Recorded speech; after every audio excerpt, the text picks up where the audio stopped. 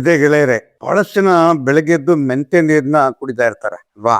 ಬಹಳ ಜನ especially diabetes ಮಧುಮೇಹಿಗಳು ಅವರು ಎಷ್ಟು ಕುಡಿತಾ ಇದಾರೆ, ಕುಡಿತಿರೋ ಪ್ರಮಾಣ ಕರೆಕ್ಟ್ ಆಗಿದ್ಯಾ, ಎಷ್ಟು ತಗೋಬೇಕು, ಮತ್ತು ಅದರ ಪ್ರಯೋಜನಗಳೇನು, ಮೆಂತೆಯಲ್ಲಿ ಏನೇನು ಅದರಲ್ಲಿ ಅಂಶಗಳಿದಾವೆ, ಉಪಯೋಗ ಆಗತ್ತಾ, ಕರೆಕ್ಟ್ ಆಗಿ ಉಪಯೋಗಿಸುವಂತಹ ವಿಧಾನ ಯಾವುದು ಅಂತ ಪೂರ್ತಿ ವಿಡಿಯೋ ನೋಡ್ತೀನಿ.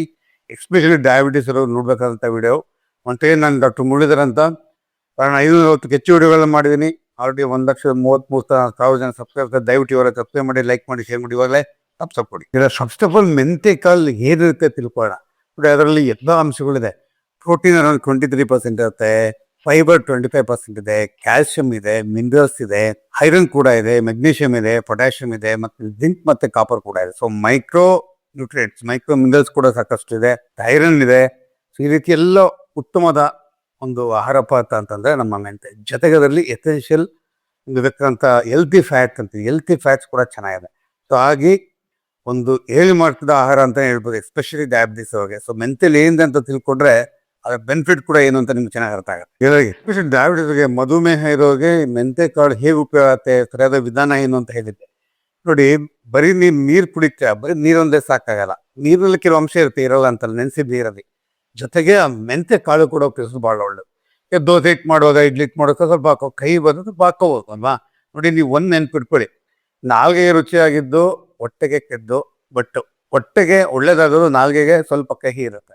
ಸೊ ಮೆಂತೆ ಸ್ವಲ್ಪ ಕಹಿ ಇರುತ್ತೆ ಅಲ್ವಾ? ತೊಂದರೆ ಇಲ್ಲ, ಸ್ವಲ್ಪ ಕಹಿ ಆದ್ರೆ ಪರವಾಗಿಲ್ಲ. ಮೆಂತೆ ನಿಮ್ಮ ದೋಸೆಯಲ್ಲಿ ಅದು ಇಡ್ಲಿ ಅದು ಬೇರೆ ಬೇರೆ ಎಲ್ಲೆಲ್ಲಿ ಹಾಕೋದೆಲ್ಲ ಮೆಂತೆ ಕಾಳುಗಳನ್ನ ಹಾಕೊಂಡು ತಿನ್ನೋದು ಆಹಾರ ಪದದಲ್ಲಿ ಒಳ್ಳೇದು.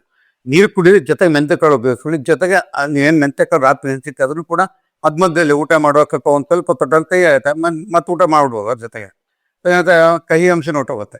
ಹಾಗೆ ನಾನು ಹೇಳ್ದಂಗೆ ಬರೀ ಮೆಂತೆ ನೀರು ಒಂದೇ ಕುಡಿದ್ರೆ ಸಾಲದು, ಅದು ಮೆಂತೆ ಕಾಳು ಕೂಡ ಉಪಯೋಗಿಸ್ಕೊಳ್ಳಿ. ಅದರಲ್ಲಿ ಯಾಕೆಂತಂದ್ರೆ ಒಂದು ಫೈಬರ್ ರಿಚ್ ಇರುತ್ತೆ. ಫೈಬರ್ ರಿಚ್ ಅಂದ್ರೆ ಗಟ್ಗೆ ಒಳ್ಳೇದು, ಮಲಬದ್ಧತೆಗೆ ಒಳ್ಳೇದು. ಜೊತೆಗೆ ಫೈಬರ್ ಕಂಟೆಂಟ್ ಜಾಸ್ತಿ ಇರುತ್ತೆ. ಗ್ಲೈಸಿಮಿಕ್ ಇಂಡೆಕ್ಸ್ ಇರುತ್ತೆ, ಲೋ ಗ್ಲೈಸಿಮಿಕ್ ಇಂಡೆಕ್ಸ್ ಇದೆ. ಸೊ ಹಾಗೆ ಅದು ಸಡನ್ ಆಗಿ ನಿಮಗೆ ಶುಗರ್ ಲೆವೆಲ್ನ ಜಾಸ್ತಿ ಮಾಡೋಕ್ಕೆ ಅವಕಾಶ ಕೊಡಲ್ಲ. ಲೋ ಗ್ಲೈಸಿಮಿಕ್ ಸಡನ್ ಸ್ಪೈಕ್ ಆಗಲ್ಲ, ಸ್ಲೋ ಆಗಿ ಮೇಂಟೈನ್ ಆಗ್ತಾ ಹೋಗುತ್ತೆ. ಮತ್ತೆ ಲಾಂಗ್ ಟರ್ಮ್ ಕೂಡ ದೇಹದಲ್ಲಿ ಉಳಿಯುತ್ತೆ. ಸೊ ಹಾಗಾಗಿ ಬರೀ ಮೆಂತೆ ನೀರನ್ನು ಕುಡಿಬೇಡಿ, ಮೆಂತೆ ಕಾಳು ಕೂಡ ಕುಡಿ. ಒಳ್ಳೆ ದಿನ ಹೇಳಿದ್ದೀನಲ್ವಾ? ದಯವಿಟ್ಟು ನಿಮ್ಮ ಫ್ರೆಂಡ್ಸು, ಫ್ಯಾಮಿಲಿ ಯಾರ್ಯಾರು ಮೆಂತೆ ನೀರನ್ನ ಕುಡಿತಾರೆ, ಜೊತೆ ಕಾಳು ದಿನಕ್ಕೆ ಈ ವಿಡಿಯೋನ ಕಳಿಸಿ. ಅವ್ರು ನೋಡ್ಲಿ, ಲೈಕ್ ಮಾಡಿ, ಇವಾಗಲೇ ಸಬ್ಸ್ಕ್ರೈಬ್ ಕೂಡ ಮಾಡಕ್ಕೆ. ಇಲ್ಲ, ಇನ್ನೊಂದು ಮೆಂತೆದು ಮುಖ್ಯವಾದ ಏನಪ್ಪಾ ಒಂದು ಉಪಯೋಗ ಅಂತಂದ್ರೆ ನಿಮ್ಮ ಮಲಬದ್ಧತೆಗೆ ಹೆಲ್ಪ್ ಮಾಡುತ್ತೆ. ಆ ಎಲ್ಲ ಫೈಬರ್ ಕಂಟೆಂಟ್ ಮಲಬದ್ಧತೆಗೆ ಹೆಲ್ಪ್ ಆಗುತ್ತೆ. ಅದು ಗ್ಯಾಸ್ಟ್ರಿಕ್ ಇದ್ರೆ, ಅಸಿಡಿಟಿ ಕೂಡ ಅದು ಹೆಲ್ಪ್ ಆಗುತ್ತೆ. ಜೊತೆಗೆ ಅದು ಗ್ಯಾಸ್ಟ್ರಿಕ್ ಅಸಿಡಿಟಿ ಕೂಡ ಕಡಿಮೆ ಆಗುತ್ತೆ. ಮತ್ತು ಗಟ್ಟಲ್ಲಿ ಸುಧಾರಿಸುತ್ತೆ. ಅದರಲ್ಲಿ ನಿಮಗೆ ಅದು ಪ್ರೋಬಯೋಟಿಕ್ ತರ ಕೂಡ ಕೆಲಸ ಮಾಡಿದೆ. ಪ್ರೋಬಯೋಟಿಕ್ ಕುರಿತಾಗಿ ಒಂದು ವಿಡಿಯೋ ಮಾಡಿದ್ದೆ, ದಯವಿಟ್ಟು ನೋಡಿ. ಸೊ ಪ್ರೋಬಯೋಟಿಕ್ ತರನು ಉಪಯೋಗ ಆಗೋದ್ರಿಂದ ನಿಮಗೆ ಹೆಲ್ತಿ ಬ್ಯಾಕ್ಟೀರಿಯಾ, ಗಟ್ಟಲ್ಲಿ ಹೆಲ್ತಿ ಬ್ಯಾಕ್ಟೀರಿಯಾ ಬೇಕಲ್ಲ, ಹೆಲ್ತಿ ಬ್ಯಾಕ್ಟೀರಿಯಾ ಲ್ಯಾಕ್ಟೋಬ್ಯಾಸಿಲಸ್ ಅಂತ, ಅದು ಕೂಡ ಗಟ್ಟಲ್ಲಿ ಯಥೇಚ್ಛವಾಗಿ ಬೆಳವಣಿಗೆ ಆಗುತ್ತೆ. ಜೊತೆಗೆ ಯಥೇಚ್ಛವಾಗಿ ಇರೋ ತರ ನೋಡ್ಕೊಳುತ್ತೆ. ಸೊ ಹಾಗಾಗಿ ಗಟ್ ಹೆಲ್ತ್ಗೆ, ಜೈತಿ ಗ್ಯಾಸ್ಟ್ರೆಂಟಲ್ ಸಿಸ್ಟಮ್, ಗಟ್ ಹೆಲ್ತ್ಗೆ ಮತ್ತೆ ಹೆಲ್ತಿ ಬ್ಯಾಕ್ಟೀರಿಯಾ ಡೆವಲಪ್ ಆಗ ಕೂಡ ನಿಮ್ಮ ಮೆಂತೆಕಾಳು ಉಪಯೋಗಕಾರಿ. ಇನ್ನೊಂದು ಅತಿ ಮುಖ್ಯವಾದ ಉಪಯೋಗ ಏನಪ್ಪಾ ನಿಮ್ದು ಮೆಂತೆದು ಅಂತಂದ್ರೆ, ನಿಮ್ಮ ಕೊಲೆಸ್ಟ್ರಾಲ್ ನಾವೆಲ್ಲ ಕಂಟ್ರೋಲ್ ಮಾಡೋಕೆ ಬಹಳ ಹೆಲ್ಪ್ ಆಗ್ತೀವಿ. ಗೊತ್ತೇ, ಬಹಳ ಜನಕ್ಕೆ ಹಾರ್ಟ್ ಅವೇರ್ನೆಸ್ ಜಾಸ್ತಿ. ಬಹಳ ಜನ ಪಾಪ ಚಿಕ್ಕ ವಯಸ್ಸಲ್ಲಿ ಹಾರ್ಟ್ ಅಟ್ಯಾಕ್ ಆಗಿ ಹೋಗ್ಬಿಡ್ತಾ ಇದಾರೆ. ಅದು ಸೋ ಬ್ಯಾಡ್. ನಮ್ಮ ಪುನೀತ್ ರಾಜ್ಕುಮಾರ್ ಕೂಡ ಚಿಕ್ಕ ವಯಸ್ಸಲ್ಲಿ ಹೋಗ್ಬಿಟ್ಟಲ್ವಾ? ಸೊ ಹಾರ್ಟ್ ಹೆಲ್ತ್ಗೆ ಬಹಳ ಒಳ್ಳೇದು. ಯಾಕೆ ಅಂತಂದ್ರೆ LDL HD ಅಂತ ಬಹಳಷ್ಟು ವಿಡಿಯೋಗಳಲ್ಲಿ HDL ಹೆಲ್ತಿ ಫ್ಯಾಟ್ ಅದು. ಸೊ ಹೆಲ್ತಿ ಫ್ಯಾಟ್ನ ಹಾರ್ಟ್ ಬೇಕಾದಂಥ HDL ಅಂಶನ ನಿಮ್ಮ ಮೆಂತೆ ಕಾಳು ಜಾಸ್ತಿ ಮಾಡುತ್ತೆ. LDL ಅದು ಬ್ಯಾಡ್ ಕೊಲೆಸ್ಟ್ರಾಲ್, ಅದನ್ನ ಲೋವರ್ ಮಾಡುತ್ತೆ. ಇನ್ನೊಂದು ಮುಖ್ಯವಾದ ಏನಪ್ಪ ಅಂದ್ರೆ, ತೂಕ ಕಡಿಮೆ ಮಾಡೋಕೆ ಕೂಡ, ಬಾಡಿ ವೆಯ್ಟ್ ಕಡಿಮೆ ಮಾಡೋಕ್ಕೆ. ಒಬೆಸಿಟಿ ಗೊತ್ತೇ, ನಾನು ಯಾವಾಗಲೂ ಹೇಳ್ತಿದ್ದೆ ನನ್ನ ಪೇಷಂಟ್ಸ್ಗೆ, ತೂಕ ದೇಹ ತೂಕ ಜಾಸ್ತಿ ಇದ್ದಷ್ಟು ಎಲ್ಲ ಕಾಯಿಲೆಗಳು ಆಮಂತ್ರಣ ಕೊಟ್ಟಂಗೆ ಲೆಕ್ಕ. ಸೊ ತೂಕ ಕಡಿಮೆ ಮಾಡ್ಕೊಳ್ಳೋಕ್ಕೂ ಕೂಡ ಈಗ ಮೆಂತೆ ಹೆಲ್ಪ್ ಆಗುತ್ತೆ. ಯಾಕೆ ಸರ್ ಅಂತಂದ್ರೆ ಅದರಲ್ಲಿ ಫೈಬರ್ ಇರುತ್ತೆ. ಫೈಬರ್ ಹೊಟ್ಟೆ ತುಂಬಿದ ಭಾವನೆ ಬರುತ್ತೆ. ಗ್ಲೈಸಿಮಿಕ್ ಇಂಡೆಕ್ಸ್ ಕಡಿಮೆ ಇದೆ, ಹೊಟ್ಟೆ ತುಂಬಿದ ಕಡಿಮೆ ತಿಂತೀರ. ಮತ್ತೆ ಲಾಂಗ್ ಟರ್ಮ್ ಕೂಡ ಹತ್ತುವೆ ಆಗಲ್ಲ. ಮಧ್ಯೆ ತಿನ್ನುವಂಥದ್ದು ಅದನ್ನ ಅವಾಯ್ಡ್ ಮಾಡಿದ್ರೆ. ಹಾಗೆ ತೂಕ ಕಡಿಮೆ ಮಾಡಬೇಕು ಅನ್ನೋರು ಕೂಡ, ಡಯಾಬಿಟಿಸ್ ತೂಕ ಕಡಿಮೆ ಇರೋದು ಒಳ್ಳೇದಲ್ಲ, ಪ್ರತಿಯೊಬ್ಬರು ಒಳ್ಳೆಯದು ತೂಕ ಕಡಿಮೆ ಇದ್ರೆ. ಸೊ ಹಾಗಾಗಿ ತೂಕ ಕಡಿಮೆ ಮಾಡ್ಬೇಕು ಅನ್ನೋರು ಕೂಡ ಮೆಂತೆನ ಉಪಯೋಗಿಸ್ಬೋದು. ಇನ್ನೊಂದು ಏನಪ್ಪ ನಮ್ಮ ಮೆಂತೆ ಬಹಳ ಉಪಯೋಗ ಅಂತಂದ್ರೆ, ತಾಯಂದ್ರಿಗೆ ಎದೆ ಹಾಲು ಕುಡಿತಿರ್ತಾರೆ ತಾಯಂದ್ರು, ಬಾಣಂತಿಯರು, ಅವ್ರಿಗೆ ಬಹಳ ಹೆಲ್ಪ್ ಆಗುತ್ತೆ ಅಂತಂದ್ರೆ, ಫೈಟೋಎಸ್ಟ್ರೋಜನ್ ಅಂತ ಒಂದು ಕೆಮಿಕಲ್ ತರ ಇದೆ. ಅದೇನ್ ಮಾಡುತ್ತೆ ಅಂದ್ರೆ ನಿಮ್ಮ ಎದೆ ಹಾಲು ಉತ್ಪಾದನೆ ಜಾಸ್ತಿ ಮಾಡಕ್ಕೆ ಹೆಲ್ಪ್ ಮಾಡುತ್ತೆ.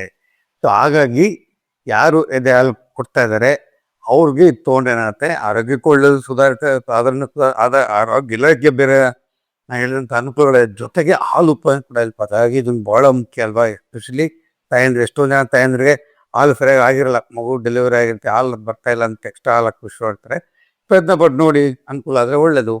ಮತ್ತೆ ಐರನ್ ಅಂಶ ಕೂಡ ಇರೋದ್ರಿಂದ ಅಂತ ನಿಮ್ಗೆ ಗೊತ್ತಿದೆ, ತಾಯಂದ್ರಿಗೆ ಗರ್ಭಿಣಿಯರಿಗೆ ಐರನ್ ಬೇಕಾಗತ್ತೆ ಅಲ್ವಾ. ಐರನ್ ಡಿಫಿಷಿಯನ್ಸಿ ಎನಿಮಿಯಾನೇ ಕಾಮನೆಸ್ಟ್ ಕಾಸ್ ಆಫ್ ಅನಿಮಿಯಾ ಅಂತೀವಿ.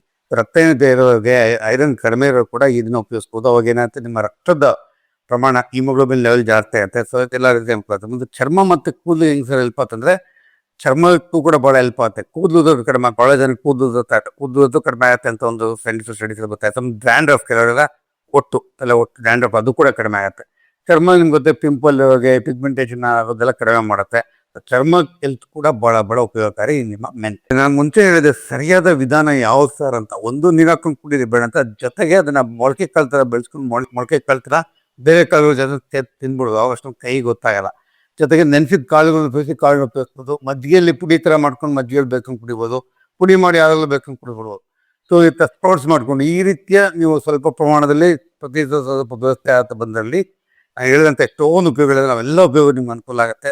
ಈ ರೀತಿ ಮೆಂತೆ ಬರೀ ನೀರು ಹಾಕ್ತೆಲ್ಲ, ಮೆಂತೆ ಕಾಳನ್ನು ಕೂಡ ಪುಡಿ ರೂಪದಲ್ಲಿ ರೀತಿ ಉಪಯೋಗಿಸ್ತೀವಿ, ಭಾಳ ಅನುಕೂಲ ಆಗುತ್ತೆ. ಗೆಳೆಯರನ್ನ ಹೇಳಿದಾಗೆ ಮೆಂತೆ ಬರೀ ಡಯಾಬಿಟಿಸ್ ಅವ್ರಿಗೆ, ಮಧುಮೇಹಿಗಳಿಗೆ ಅಷ್ಟೇ ಅಲ್ಲ, ಎಷ್ಟೊಂದು ನಾನು ಅದರ ಅನುಕೂಲಗಳಿದೆ. ಸೊ ಹಾಗೆ ನಮ್ಮ ಜನಗಳು ಕೂಡ ಬಹಳ ಜನ ಉಪಯೋಗಿಸ್ಬೋದು. ಹಾಗೆ ಕೂದಲು ಪ್ರಾಬ್ಲಮ್ ಇದೆ, ಚರ್ಮದ ಪ್ರಾಬ್ಲಮ್ ಎಲ್ಲ ಉಪಯೋಗಿಸ್ಬೋದು. ಭಾಳ ಅನುಕೂಲ ಆಗುತ್ತೆ. ಸೊ ಕೆಲವ್ರಿಗೆ ಫಸ್ಟ್ ಟೈಮ್ ಉಪಯೋಗಿಸಿದಾಗ ಸ್ವಲ್ಪ ಗ್ಯಾಸ್ ಥರ ಆಗೋದು ಅಥವಾ ಹೊಟ್ಟೆ ಬ್ಲೋಟಿಂಗ್ ಆಗೋದು ಹಂಗಾಗ್ಬೋದು. ಜಾಸ್ತಿ ಪ್ರಮಾಣದ ಉಪಯೋಗಿಸಿದ ಕೆಲವರು ಆಗದೇ ಹೋಗ್ಬೋದು. ಸೊ ಹಾಗೆ ಸ್ವಲ್ಪ ಪ್ರಮಾಣದಲ್ಲೇ ಉಪಯೋಗಿಸ್ಕೊಳ್ಳಿ. ಸ್ವಲ್ಪ ಬಿಗಿನಿಂಗಲ್ಲಿ ಯಾವುದೇ ಆಹಾರ ತಗೊಂಡು ಸ್ವಲ್ಪ ಅಡ್ಜಸ್ಟ್ ಆಗುತ್ತೆ. ದೇಹಕ್ಕೆ ಕೂಡ ಟೈಮ್ ಬೇಕಾಗುತ್ತೆ. ಆ ದೇಹಕ್ಕೆ ಆ ಟೈಮ್ ಕೊಟ್ಬಿಟ್ಟು ಉಪಯೋಗಿಸ್ಕೊಳ್ಳಿ. ಅವಾಗ ನಿಮ್ಗೆ ಒಳ್ಳೆಯ ರಿಸಲ್ಟ್ ಸಿಗುತ್ತೆ. ಕೊನೆಯ ಉತ್ತಮ ಸಂದೇಶ ಏನಪ್ಪ ಅಂತಂದರೆ, ಒಟ್ಟಾರೆ ಆರೋಗ್ಯಕ್ಕೆ ಮೆಂತೆ ಭಾಳ ಅನುಕೂಲ. ಡಯಾಬಿಟಿಸ್ ಅಂತ ಎಲ್ಲರಿಗೂ ಸರಿಯಾಗಿ ಬಳಸಿದ್ರೆ ನಿಮ್ಮ ಅಡುಗೆ ಮನೆಯಲ್ಲಿರುವಂಥ ಒಂದು ದಿವ್ಯ ಔಷಧ ಈ ಮೆಂತೆ ಅಂತ ಕೂಡ ಹೇಳ್ಬೋದು. ಹಾಗಾಗಿ ಮೆಂತೆನ ನೀರನ್ನ ರೆಗ್ಯುಲರ್ ಉಪಯೋಗಿಸ್ಕೊಳ್ಳಿ. ಮೆಂತೆ ಕಾಳುಗಳನ್ನ ಎಣ್ಣೆ ಉಪಯೋಗಿಸ್ಕೊಳ್ಳಿ. ಈಗೆಲ್ಲ ಒಳ್ಳೆ ಆರೋಗ್ಯ ಆಗಲಿ. ನೀವು ಅವತ್ತು ಹಾಸ್ಪಿಟಲ್ ಅಲ್ದಾಡೋದು ಬೇಡ, ಡಯಾಬಿಟಿಸ್ ಕಂಟ್ರೋಲ್ನೆಸ್ ಅಲ್ದಾಡೋದು ಬೇಡ, ಡಯಾಬಿಟಿಕ್ ಕಾಂಪ್ಲಿಕೇಶನ್ಸ್ ಆಗೋದು ಬೇಡ. ಹಾಗಾಗಿ ನಿಮ್ಮ ಆರೋಗ್ಯ ಚೆನ್ನಾಗಿರಲಿ, ಹಾಸ್ಪಿಟಲ್ ನೀವು ಬರೋದು ಕಡಿಮೆ ಆಗಲಿ, ಡಾಕ್ಟ್ರ್ ಭೇಟಿ ಆಗೋದು ಕಡಿಮೆ ಆಗಲಿ, ಇದೆಲ್ಲ ಒಳ್ಳೇದಾಗಲಿ, ಒಳ್ಳೆ ಆರೋಗ್ಯ ಸಿಗಲಿ ಅಂತ ಆಗ್ತಾನೆ. ಒಂತೆಗೆ ನಾನು ಡಾಕ್ಟರ್ ಮುರಳೀಧರ್ ಅಂತ ರಕ್ಷಾ ಸುಭಾಷ್ ಹಾಸ್ಪಿಟಲ್ ಭಾಳ ಉತ್ತಮವಾದ ಟ್ರೀಟ್ಮೆಂಟ್, ಡಯಾಬಿಟಿಕ್ ಪೇಷಂಟ್ಸ್ಗೆ ಟ್ರೀಟ್ಮೆಂಟ್ ಕೊಡ್ತಾ ಇರ್ತೀವಿ. ಫಿಸಿಷಿಯನ್ ಅಂತೆಲ್ಲ ಇದ್ದಾರೆ. Multiple speciality hospital. Once again wish you all the best. Wish you good health.